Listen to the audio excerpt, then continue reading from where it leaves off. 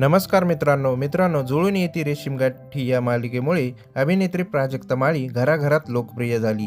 तिचा चाहता वर्ग मोठ्या प्रमाणात आहे.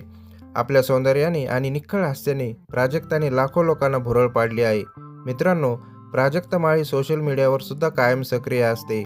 आपल्या चाहत्यांबरोबर तिने इंस्टाग्रामवर आस्क मी सेशन घेत संवाद साधला. यावेळी अभिनेत्रीला तिच्या एका चाहत्याने तुला अभिनेत्री व्हायचं होतं की दुसरं काही असा प्रश्न विचारला.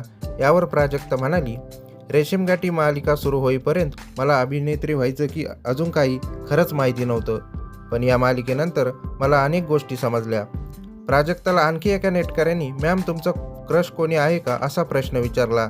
त्यावरती ती म्हणाली, आधी मला नानी आवडायचा, पण आता मला अभिनेता जयम रवी आवडतो. हे दोघेही दाक्षिणात्य अभिनेते आहेत आणि या सगळ्यात रणबीर तर आवडतोच. याआधी सुद्धा प्राजक्ताने प्लॅनेट मराठीच्या पटलं तर घ्या मुलाखतीत दाक्षिणात्य कलाकार आवडत असल्याचे सांगितले होते. श्याम सिंग रॉय चित्रपटामुळे प्राजक्ताला आधी नानी आवडायचा असे ती म्हणाली होती.